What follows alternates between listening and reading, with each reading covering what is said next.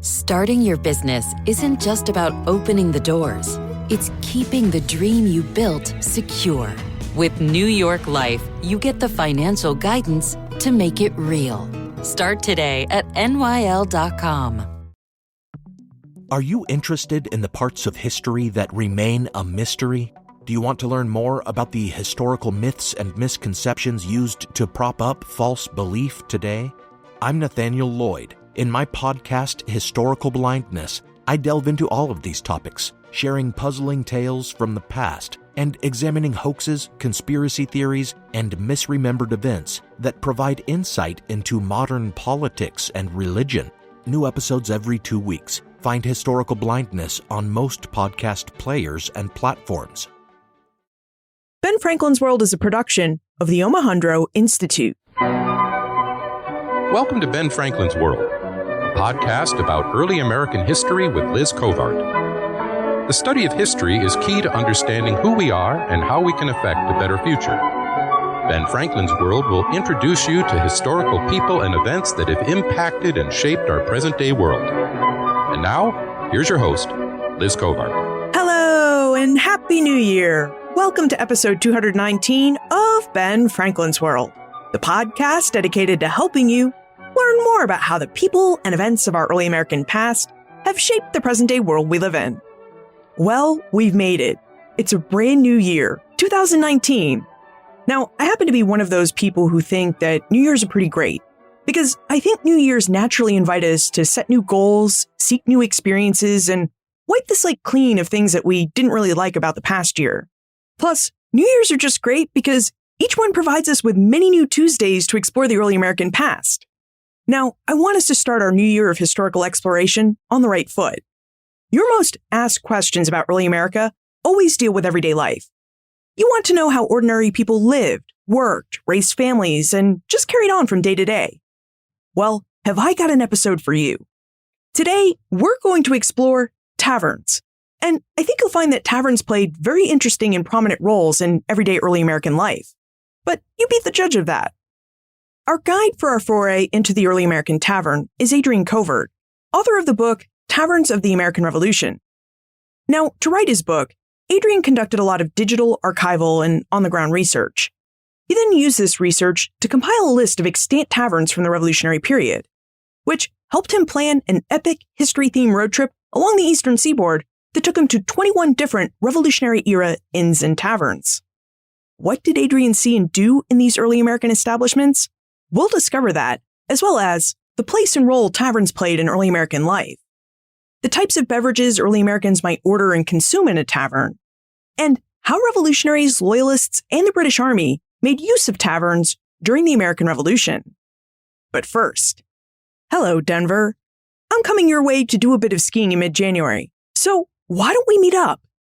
I happen to think that meetups are a lot of fun, because they allow us to meet in person, chat about history, podcasting, and all those other things we find we have in common. Plus, it's also a great opportunity to meet all these other listeners who share our interests. So let's meet at Prost Brewing at 3:30 p.m. on Saturday, January 19. Again, we're going to meet up at Prost Brewing at 3:30 p.m. on Saturday, January 19. Now, if you'd like more details about the Denver meetup or to RSVP for the event, visit benfranklinsworld.com/meetup. All right. Are you ready to venture inside the world of the early American tavern? Allow me to introduce you to our guest historian. With tidings and wisdom to share about our early American past, here is this week's special guest. Our guest is a San Francisco-based author. He's the vice president of public policy for the Bay Area Council, which is a regional business and economic planning nonprofit organization. Inspired by some of San Francisco's oldest pubs and bars, he began to wonder about taverns and what it was like to drink in places where historical people met and events took place. So he researched and wrote a book about them, Taverns of the American Revolution, the battles, booze, and barrooms of the Revolutionary era. Welcome to Ben Franklin's World, Adrian Covert. Thank you for having me. At the outset of Taverns of the American Revolution, Adrian discusses how, like many historians, he came to his topic of study through questions and inspiration. Adrian, this seems like a really great place for us to begin. So, would you tell us how the bars of San Francisco inspired you to embark on an East Coast road trip to find taverns of the American Revolution? Sure. Well, I started becoming fascinated with old bars about 10 years ago. My neighborhood bar at the time was a place called the Little Shamrock. It's a cozy Irish pub across the street from Golden Gate Park in San Francisco that dates back to the late 1800s. And from there, I began researching the oldest bars in the city. And then I started looking at the oldest bars in California. And then I eventually thought it would be fun to do a road trip to visit the oldest bars in the United States, which I assumed correctly to be located on the East Coast. So I began looking for a travel guide or a website or a blog or anything to help guide the way, but was shocked to discover that no real travel resources about the surviving colonial and revolutionary era taverns existed. So no one had put together a list of these taverns, and so I thought I'd make a little project out of it. Yeah, this list is really one of the unique sections of your book, Taverns of the American Revolution. I mean, you offer us a list of all these early American taverns. So I wonder if you would tell us a bit more about the list. And specifically, what does it tell us about the number of taverns that survived from the period of the Revolution? Because this is something that John is really curious about. Great question. So I spent about a year poring over several different resources, but at the end of it, I was able to put together a list of 172 taverns that predate 1800 in the original 13 colonies. Most of these are clustered around New England and the mid-Atlantic states. And of the 172, there's about 73 bars and restaurants, 49 are museums, 36 are inns or bed and breakfasts. There's 12 community buildings, and of course, one Starbucks and one yoga studio. So they come in all different shapes and sizes. I will say that there's about another 150 that survive as private residences, whose location I don't include in the book for fear of getting a bunch of angry emails from homeowners as to why I list their address. Still, 172 establishments seems like a lot. Now, David is really curious about how you went about researching these taverns on your list. So would you tell us about the records you used to find out about their existence? Sure. Well, the starting point was a history book written in the late 1920s by a woman named Elise Lathrop. It was called Early American Inns and Taverns. And the book includes an index of names and cities of about 1,500 old inns and taverns across the U.S., not just the 13 colonies. But the book contains no actual addresses.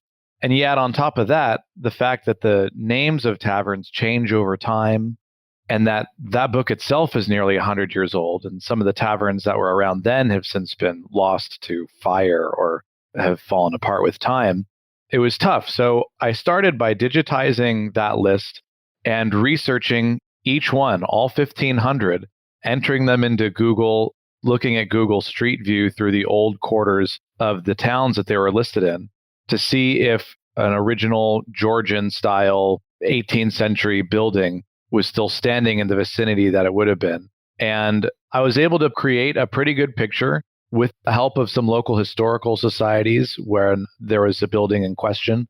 I was able to identify 172 that were still standing and that were still serving a public function, either as a tavern still in operation as it was then, or as a living history museum or whatnot, and also the residences. So that was what I used to build the list. Now, other research I did for the book, I really wanted to find out how the founding fathers thought about the tavern business and the role of alcohol in American society at the time.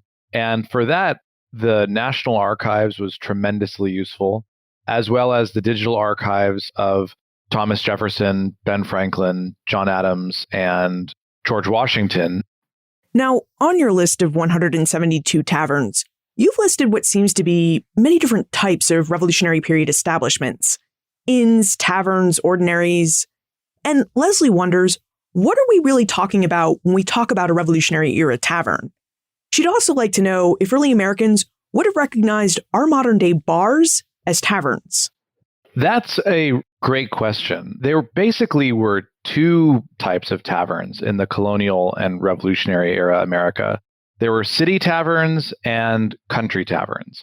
Country taverns were typically found on old postage roads, far from urban centers, and were often merely a house whose owner received a license to retail food and liquor and provide lodging accommodations, right? I should say these country taverns were notorious for serving spoiled food and being infested with fleas and for generally being awful. There's lots of first-person accounts from the colonial era describing terrible traveling experiences in America's crowded, dingy country taverns.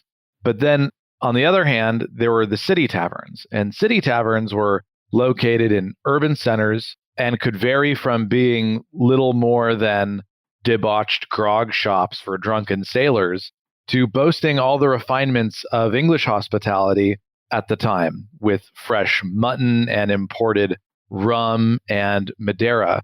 Now, I should add that apart from being businesses that served food and drinks, the similarity with present bars pretty much ends there.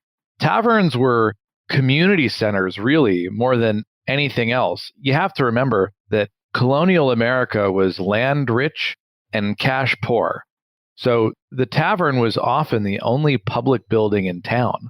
And because of that, they doubled as general stores, post offices, libraries, courthouses, schools, hospitals, and most famously, headquarters for local political societies and militia groups. Modern society doesn't really have any equivalent institution to the colonial tavern, unless you could combine Facebook and Twitter with a bar and a hostel and a restaurant and a library. Something of that magnitude of social central nervous system doesn't really exist today. Another fascinating element I found in your book was this neat anecdote about how we came to use the word bar to describe our modern day drinking establishments. Would you tell us about this anecdote? Back in the colonial era, they wouldn't have used the word bar to describe a tavern. They had lots of words for tavern. They were known as taverns and pubs, public houses, inns, grog shops, many different words for it. But the word bar doesn't really come up yet. But it does begin here. And if you were to travel back in time, back to a colonial tavern, instead of what we think of today as a bar being a long countertop where alcohol is served, the tavern in the colonial era would have had a countertop that was wedged in a corner of the room. And the room itself would have been mostly tables and chairs, and you would have gone up to the counter and grabbed a drink. But lots of times, the tavern keeper was the only person working at the tavern. And so when he had to go outside, he or she, because many taverns actually were run by women, particularly in the early colonial era, if they had to go outside to, say, tend to a guest's horses or clean up rooms or prepare food, he had to make sure that the patrons in the tavern didn't cross the countertop and try to steal liquor. So how he would secure the liquor would be by lowering a hinged set of bars that were hooked to the ceiling, and they would drop down from the ceiling and latch onto the tops of the counter. And that would mean that the liquor would be secured behind the bars that were lowered from the ceiling.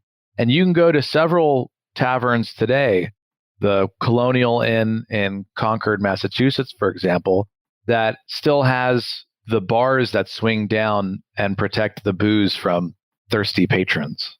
So the term bar has a literal and practical origin.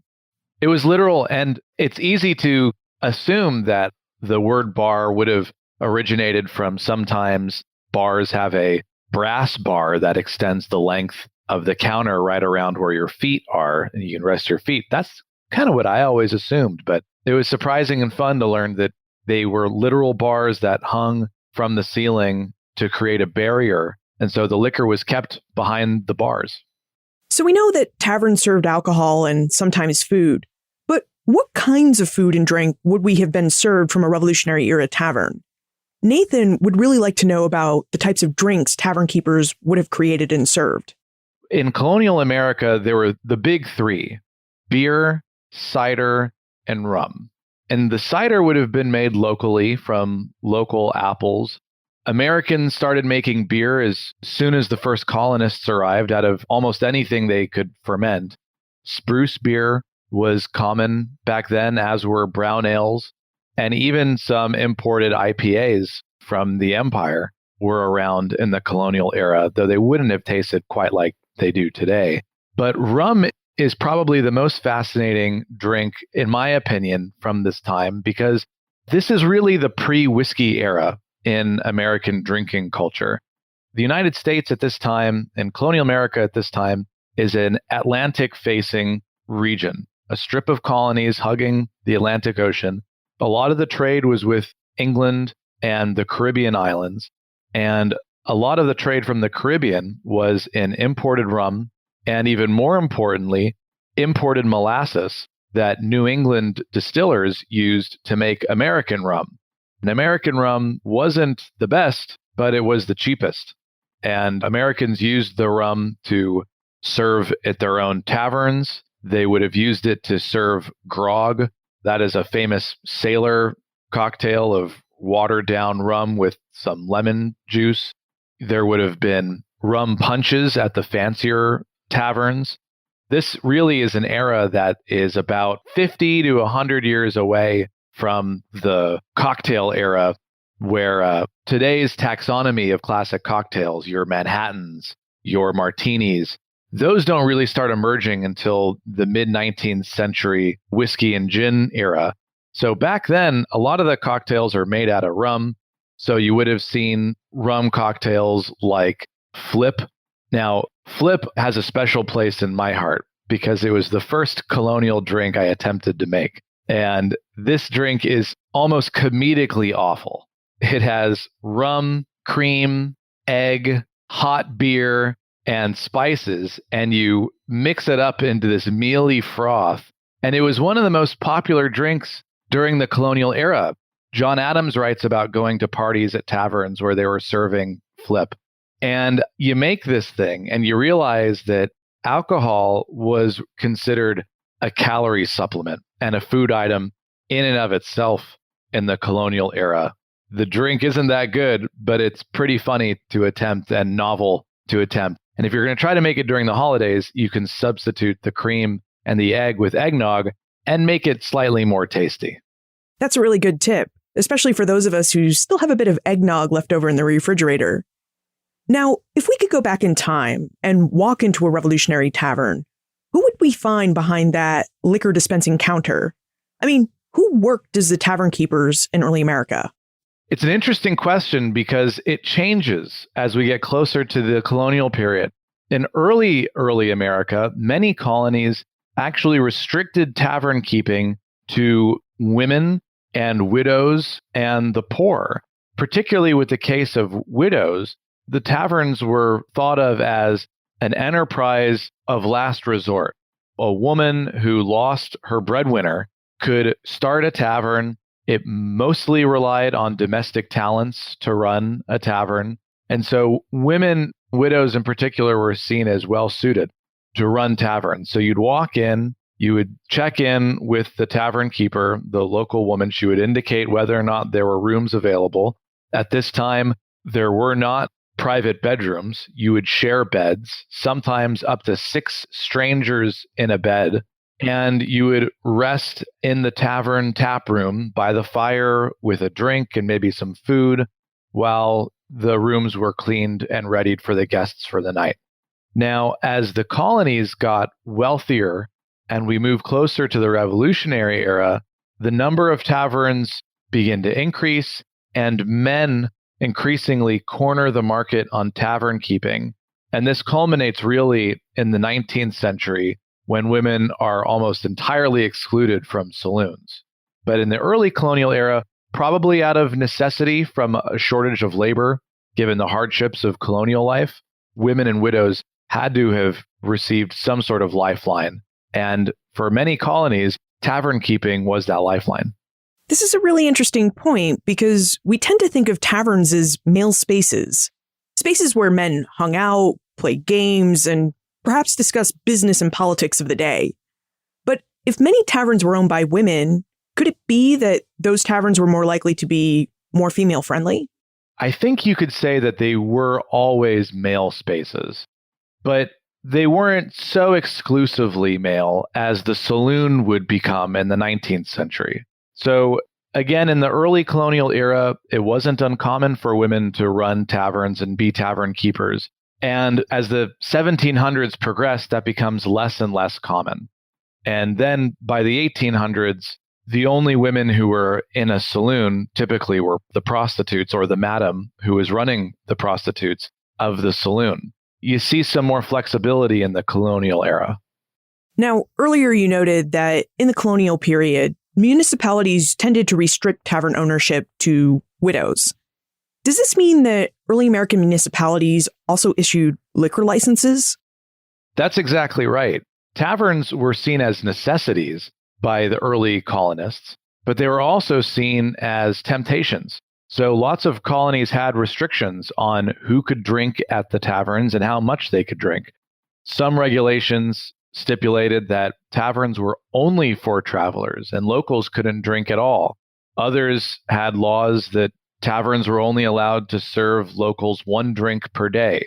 So there were strict regulations, although at this time, virtually nobody was a teetotaler. Even Cotton Mather and the Puritans drank alcohol. It was seen as medicine and essential to one's health, though drunkenness was considered taboo and severely frowned upon. But alcohol was everywhere. So you would have seen taverns in virtually every community. They would have been licensed, and the number of licenses in early colonial America were strictly limited. Now, one of the most fascinating parts of this story of taverns in the colonial and revolutionary era was that right around the 1750s, and certainly in the 1760s, the number of taverns in the American colonies begins to explode. And there are several hypothesized reasons for this. One being the colonial governments were getting larger and colonial society was getting more complex, requiring more government resources to handle complex urban problems. And so as governments were trying to raise revenue, they were doing so by increasing the number of taverns that could be licensed. So they were raising revenue from the licensing of taverns and spreading taverns as they went. And this led to at least the perception of an increase in drunkenness and vice and debauchery across the early American colonies, so much so that John Adams wrote several polemics about the role of taverns becoming pests to society. And even Ben Franklin, I mean, this is America's bon vivant, Ben Franklin, a guy who once wrote that alcohol is a good way to become an accomplished public orator, saying that taverns had become nurseries of debauchery and pests to society and these dens of idleness, and that the problem was traced back to governments raising revenue off of the licensing of more and more taverns. And so long as the governments of the colonies were dependent on tavern revenue, drunkenness was going to pervade the land and there was nothing they could do about it. So some of America's founding fathers thought of taverns as destabilizing forces in society, though of course none of them could have predicted that they'd be so important in the revolutionary struggle to come with Great Britain. When we study North America during the colonial, revolutionary, and early republic periods, we often look at the similarities and differences early America had with Europe and European societies. And right after we take a moment to talk about our episode sponsor, I'll pose Kyle's question about how early American taverns would have differed from their European counterparts. This episode is brought to you by the Omohundro Institute, proud publishers of award-winning books since 1943. Wow, taverns really played a lot of different roles in early American communities. And we still have a lot to talk about with Adrian. You know, until I read it in his book, I really had no idea that the term bar came from early taverns, where tavern keepers protected their alcohol by dropping literal iron bar enclosures around their booze. It sounds really smart. And when I think about it, it's pretty amazing to me what we can discover in books. Speaking of which, did you know that the Omohundro Institute has published over 200 books over the last 75 years? Or that many of their great titles are now classics in the field of early American history? It's true. And right now, the OI is offering you a special listener-only 40% discount on any of their great book titles. All you need to do is visit benfranklinsworld.com/OI books, browse their incredible list of book titles, and when you find a book or two that you want to read and add to your library, use your special promo code 01DAH40. That's promo code 01DAH40.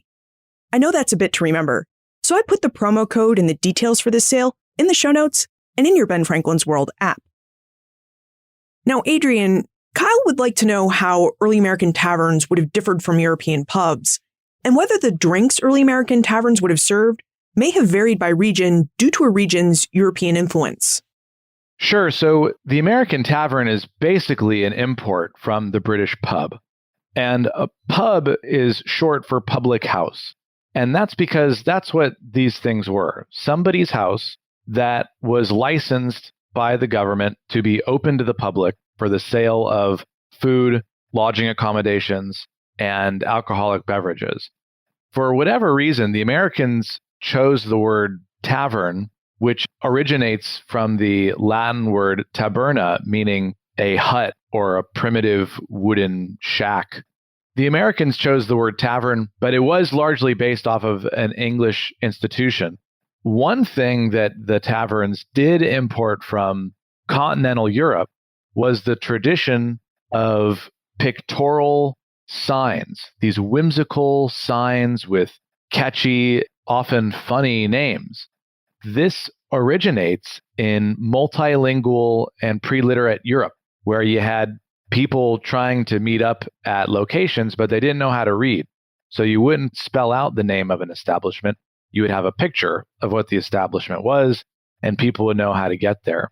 There's this great anecdote of an Englishman in Calais, France, trying to find the Silver Lion Inn, but he didn't know a word of French, so he didn't know how to ask for help to get there.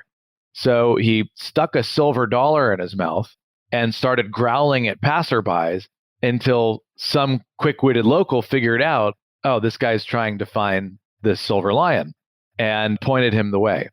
So Americans bring this tradition over to the colonies, and so you have these incredible names for taverns, like the Pinch 'em Slyly Tavern, the Man Full of Trouble Tavern, the Three Broiled Chickens, the Hen and the Wolves.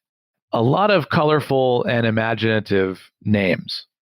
Now, you mentioned earlier that taverns served early Americans as community centers and public gathering places. And Stessa would like to know who was allowed to gather in these taverns. Did a tavern service as a public place mean that whites, Native Americans, free and enslaved Africans, and African Americans would have all been allowed to enter and mix within these spaces? It's a good question, and it's no secret that early American society and well into modern society, and it's still a problem today, that there was a strain of racism and white supremacy, in fact, in early American history. And so these taverns were almost exclusively the realm of white men. There were some exceptions. The first casualty of the American Revolution, it's sometimes said, Crispus Attucks, an African American, was visiting the tavern nearby before the mob gathered to confront the British soldiers at the Boston Massacre. So there were several exceptions, but largely Native Americans were not allowed in taverns. African Americans were not allowed in most taverns. Certainly in the South, there were a couple of exceptions that you came across in the North, but the typical tavern was an established for free white men, and in some occasions, the women who ran the tavern. Now, Allie is curious about the specific causes and purposes early Americans would have used a tavern as a shared public space for. Would you tell us about some of the reasons early Americans gathered in taverns? Social gatherings, certainly. Lots of stories of local dances and ballrooms. Most famously, I think, the headquarters for local militia and political societies. I think the most famous political society in American history is probably the Sons of Liberty. And the Sons of Liberty are founded at the Green Dragon Tavern in Boston. And from there, they go on to create plans for the formation of the Boston Tea Party, the Liberty Tree, all of the pamphlets that were dispersed around the colonies about the Boston Massacre. All of these early organizing efforts occur at the Green Dragon Tavern. So political societies were very active in taverns. The local militia that confronted the British at Lexington and Concord on the morning of the Battle of Lexington and Concord, they organized beforehand at the Buckman Tavern in Lexington and the Hartwell Tavern in Concord. So taverns played an incredibly important role politically and militarily, but also as centerpieces for people's lives. These were the places where people had their birthday parties, the places where they would check their mail and read the news and hear people read the news for those who were illiterate. So, on a related topic, Howard has heard that American revolutionaries gathered in taverns to discuss ideas and to plan many of the events of the revolution. And he'd love to know which events of the American Revolution were known to have been planned in taverns, and how revolutionaries may have used taverns to both promote their events and to sway people to their cause. Well, taverns were used because that was pretty much all the early colonists had. Like I mentioned, these were typically the only public buildings in town. So there's a lot of examples of how taverns played critical roles in the revolution. For example, I mentioned the Boston Tea Party was planned from the basement of the Green Dragon Tavern, frequented by Sam Adams. The idea for the Continental Congress sprung from the Raleigh Tavern in Williamsburg, Virginia, by the likes of Thomas Jefferson, George Washington, and Patrick Henry. The first shot of the Battle of Lexington-Concord wasn't at the Concord Bridge, but probably from behind the Buckman Tavern on the Lexington Green. Thomas Jefferson even drafted the first draft of the Declaration of Independence at Philadelphia's Indian Queen Tavern, and the U.S. Marine Corps was founded at the Tun Tavern, also in Philadelphia. So at almost every major political and military turning point in the lead up to the revolution, there's a tavern front and center. And I think you find them there because they were the only public building in town, and it was where people gathered. So if you wanted to start a social movement and you wanted to recruit people to your team, you would have to distribute pamphlets, and the pamphlets were read in taverns, so you had to get them into the taverns. This is really interesting because, as you said, taverns serve the function of public spaces, and yet people are gathered in them to talk about the ways that they can conduct illegal acts against the public government. So, did the revolutionaries ever fear that they might be caught and arrested for talking about and planning acts of rebellion in these openly public spaces? Well, many taverns had secret societies. The Sons of Liberty conducted their meetings in secrecy, but it's definitely more secretive to hold these meetings in a tavern than at someone's house where you could be easily identified. So that might help answer the question. Okay, and what about the Americans known as Loyalists? Did they have their own places or taverns where they could gather and plot what they were going to do about the American revolutionaries? Oh, sure. New York City, Manhattan was a hotbed of loyalists at the time. And at the time of the revolution, there were many taverns that were named after British royalty that became safe places for American British loyalists. And so you have a lot of taverns that were named the King George, for example, the King George Inn. And there are many reports of how these taverns got their signs vandalized or sometimes shot off by passing patriots. And tavern keepers, many of whom were ambivalent about politics and were just wanted to be left alone and run their business, got tired of having their signs vandalized. So with some quick coat of blue paint, they could paint the image of King George from having a red coat to a blue coat and change the name from King George to George Washington, and all would be okay. Well, that raises a new question. When the British Army moved into an area, did the red paint ever come back out and the taverns and inns go back to being called, the King George Inn? Or I guess what I'm really asking here is, did the British Army ever target well-known patriot establishments when they moved into a new area? Oh, yes. Typically, they targeted them to be used as their own headquarters. Because remember, as the only public building in town sometimes, it's what we would today call critical infrastructure, right? This is the place where you can actually lay out battle plans and strategize your next military moves if you're a British officer. So there are many instances of, say, after the British occupy New York, they take over the Queen's Head Tavern in Lower Manhattan. Today, this is known as Fraunces Tavern, and they routinely met and held their meetings at Fraunces Tavern. After they took New York in the summer of 1776 and pressed Washington back across the Delaware River into Pennsylvania, British officers took over what was then called the Tun Tavern. It's now called the Mill Street Hotel and Tavern in Mount Holly, Pennsylvania, and they used that as a local headquarters. The City Tavern in Philadelphia, the British officers used that as their local headquarters when they occupied Philadelphia. So when they moved into a town and occupied a new place, the first thing they did was set up shop in the local taverns. Now, what was the role of the tavern keeper during all of these charged political gatherings?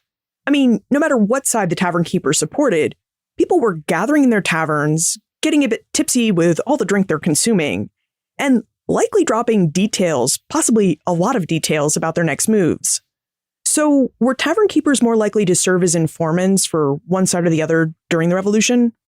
We have some really interesting evidence about tavern keepers' role in espionage during the war. And I think the most famous person is probably Samuel Fraunces.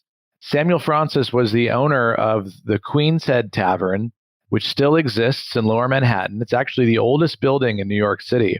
And today it's known as Fraunces Tavern after the owner.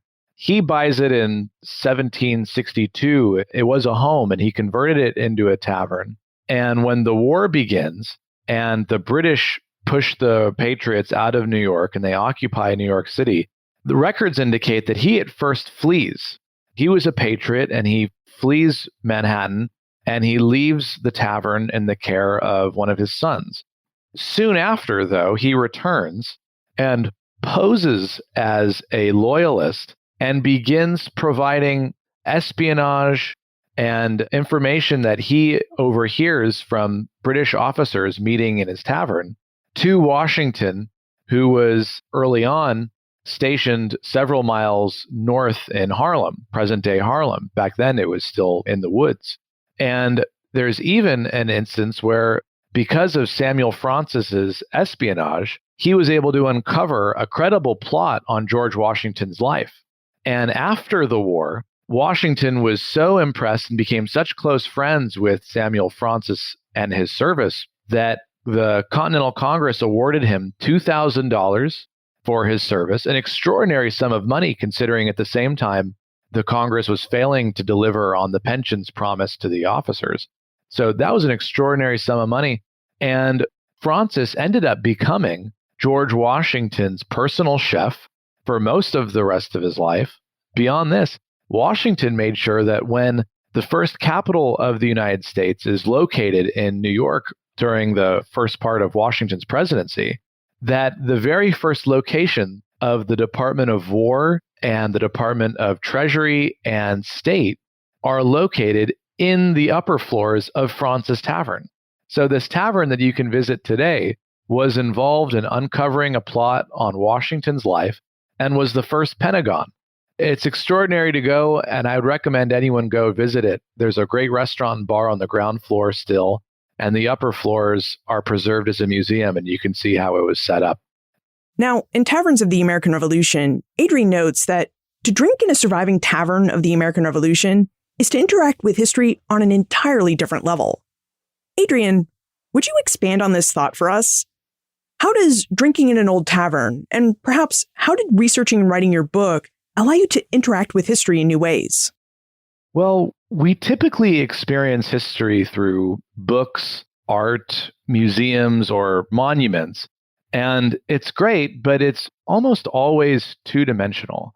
You're always an observer learning about things that are suspended in time for you to kind of admire from your own modern vantage point. But old bars are alive. You walk into a bar that's been there for 300 years, and you're walking into a living history museum in the truest sense. You can read about the history on the menu or on a plaque on the wall, but you can also move through it. You can feel the wood that's been there for 250 years. You can stand in the same spot that George Washington would have ordered a rum punch, and you can order a rum punch yourself and drink it leaning against the same bar that he did. I like to call this capital H history. This is big history. And when you're moving around in one of these old bars and retracing the footsteps of these monumental characters from the past, and you're experiencing that institution, that tavern, in the same way that they would have, and you realize that it hasn't gone anywhere, it's still there, it's a very cool experience, surreal almost. When we started our conversation, we talked about the list you created of the 172 surviving revolutionary taverns. And part of the goal of this list was to allow you to conduct a big road trip along the Eastern Seaboard that would help you research and write taverns of the American Revolution.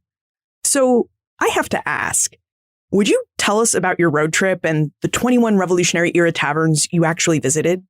Well, it's funny. I knew the present tavern keepers would take great pride in their taverns, but the sheer raw enthusiasm and love for what they do was still surprising. It's infectious. For example, the owner of the Griswold Inn in Essex, Connecticut, walked me through their collection of Revolutionary Era muskets.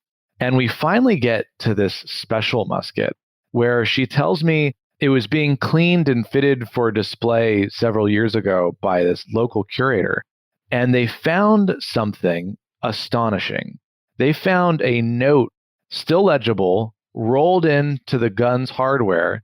And she showed me the note. They had it framed on the wall. It was tiny, maybe a couple inches square. And hundreds of people probably sit underneath it and pass by it every day and they don't notice it. But if you read it, it's a poem, a primitive poem from a father to a son. And it says, "My dear son Jared, I send you this my gun. Do not handle it in fun, but with it make ye British run. Join ye ranks of ye Washington. And when our independence is won, we will take a drink of good old rum." And it's signed July 7th, 1776. That kind of stuff makes the hair on your neck stand up. You know what I mean? And all of these tavern keepers know about the little tweaks of history that make their tavern not just old, but really unique parts of the American story. Now, some of us really like to take trips around historical themes. I mean, speaking for myself, I know I've planned and taken several trips of this type, like my French and Indian War tour or the War of 1812 tour, or my latest creation from the summer of 2018, the Goodbye Great Britain, Hello United States tour. And I wonder, do you have any tips or tricks for those of us who might want to create a similar historical adventure that, follows taverns and other early American establishments? Yes, get a designated driver. Even better, find the taverns that are still hotels, like the Griswold Inn in Essex, Connecticut, or the Public House Inn in Sturbridge, Massachusetts. There are a lot of taverns that are still serving that original function as a place to get lodging, though they've expanded the rooms and they have their own bathrooms and you don't have to share beds now. So I think what you need is figure out how much time you have and also take a look at the index that's provided at the back of my book, because its purpose is to help people who live on the East Coast or traveling to the East Coast realize that there's probably a colonial tavern closer to you than you think. And they're extraordinary to visit, and I highly encourage doing so. And before we jump into the time warp, do you think there are any colonial or Revolutionary Era beverages that we should try if we have the opportunity to visit one of these Revolutionary Era taverns? Oh, yeah. Well, I think the best colonial drink that I've ever come across was a rum punch called Fish House Punch, Philadelphia Fish House Punch. And it's a rum cocktail, and it is delicious. And I've made it for several parties, and I include the recipe for it in my book. And it is absolutely wonderful. And like I said, they knew how to mix punches. They did it very well. So I would recommend that. Other than that, there's a tavern in Sudbury, Massachusetts called Longfellow's Wayside Inn that specializes in the kuwu. And the kuwu is hypothesized as perhaps the very first cocktail ever invented in colonial America. The bartender, Marv, has been there for years. He'll mix you up a good one. So the kuwu, the fish house punch, and also at some of these bars, you might find some beers made by a Philadelphia brewery called Yards. And they specialize in making colonial era beer from recipes from the time, including spruce beer, small beer, and others that are still delicious. Great. Thank you so much for those. Now let's jump into the time warp. This is the fun segment of the show where we ask you a hypothetical history question about what might have happened if something had occurred differently or if someone had acted differently.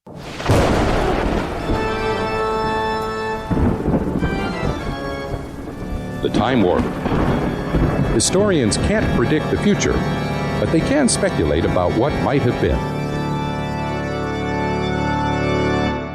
In your opinion, what might have happened if 18th century America had lacked taverns? How would the history of the American Revolution be different? Oh, that's a good question. I suppose without taverns, America's political and military leaders would have been forced to coordinate more, if not all, of their activities from their homes. And if they did that, this would have made it far more likely that their activities would have been uncovered by loyalist spies, increased the odds they would have been captured, tried, and even executed by the British. So I think it's safe to say that without the secrecy and anonymity provided by taverns, the whole revolution might have failed. So Adrian, are you working on another history-related research project or road trip? Why, yes, I am. I am currently working on an analysis of the role of frontier saloons in the 19th century West. And so this is a project called Saloons of the American Frontier, and I'm trying to visit all of the saloons from the frontier era in the western part of the United States, not just a subsection of taverns like I did for the tavern book, but I'm trying to visit all of them. And I recommend, if folks are interested in taking a look at the pictures that are coming out of this project, to follow me on Instagram at Hungover History. And you'll see pictures of the taverns and also a lot of the photographs that I'm capturing at these saloons. Now, what's the best method to contact you should we have more questions about early American taverns and historic road trips? Well, anyone that wants to contact me can at my website, adrianjcovert.com. They can follow me on Instagram at Hungover History.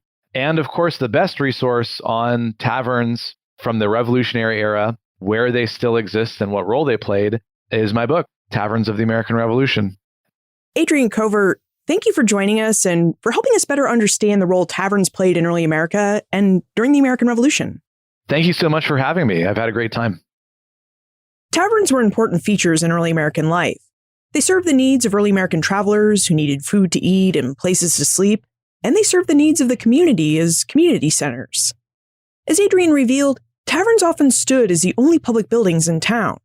And as such, early American communities used them in a variety of ways, as post offices, schools, libraries, hospitals, and even as headquarters for clubs, political organizations, and militias. Taverns were places where men went to receive and discuss the news, organize movements, and at times, to pursue more leisurely activities like drinking and card games. Of course, as Adrian noted, local towns would have regulated some of these activities. Municipalities often stipulated who could own and operate a tavern, who tavern keepers could serve, and how many taverns might operate within their city or town. These rules and regulations tended to change over time, as towns went from viewing taverns and liquor licenses as forms of poor relief to looking upon them as sources of revenue generation. Now, if you walked into an early American tavern, it seems your choice in beverage would have been limited to one of the big three drinks: beer, cider, or rum. And of these three, rum was the one that early Americans tended to mix into other drinks, like rum punches, flip, or the signature drink of the Wayside Inn, the kuwu. Okay, so I've had the kubu. For as long as I can remember, my family has visited the Wayside Inn at least once a year. In fact, we were just there for a pre-Christmas get-together. And I have to tell you that the supposed first American cocktail is potent. It's made of 2 parts white rum, 1 part ginger brandy. Let's just say it's an excellent choice if you want to forget about winter. Now, during the American Revolution, revolutionary and militia groups met in taverns, as did many loyalist groups and officers of the British Army. In early America, taverns were the place to be. So, if you have the opportunity, you might take Adrian up on his advice and plan a trip to an early American inn or tavern, walk around its space, partake of its food and beverage, and perhaps even spend the night. Doing so might just help you get a better sense of this aspect of everyday early American life. You can find more information about Adrian, his book, Taverns of the American Revolution, plus notes for everything we talked about today on the show notes page, benfranklinsworld.com/219. Don't forget that we're meeting up in Denver on Saturday, January 19 at Prost Brewing. We'll start the meetup at 3:30 p.m. For more details about this meetup, Prost Brewing, or to RSVP, visit benfranklinsworld.com/meetup. Over the last 75 years, the Omohundro Institute has published over 200 books, and many of them are now classics in the field of early American history. You can check them out at benfranklinsworld.com/OIBooks. And when you find a title you wish to add to your library, use promo code 01DAH40 to receive 40% off. Finally, have you ever visited an early American inn or tavern? If so, I'd love to hear about it. I visited some of these places in Massachusetts, the Hudson Valley, Pennsylvania, and Virginia, and I really love how some aspects seem to carry across the different regions, while other aspects really seem to vary. At least, that's my impression anyway. And I'd love to know what your experience has been. Liz at benfranklinsworld.com. Ben Franklin's World is a production of the Omohundro Institute. And remember, never leave till tomorrow that which you can do today. As a longtime foreign correspondent, I've worked in lots of places, but nowhere as important to the world as China. I'm Jane Perlez, former Beijing bureau chief for the New York Times. In our 3rd season of Face Off, the US versus China, we'll explore some of the biggest issues dividing these global powers today. Trump and Xi Jinping, AI, China's growing military might, and also robots. New episodes of Face Off are available now, wherever you get your podcasts.